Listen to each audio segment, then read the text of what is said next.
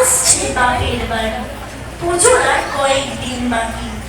মায়ের আগমনে চারিদিক যেন আনন্দে ভরে গেছে। এই আনন্দময় মুহূর্তে নার্সারি, কেজি 1, ক্লাস 3 ও ক্লাস 4 এর ছাত্রছাত্রীরা সমবেত আবৃত্তি পরিবেশন করবে।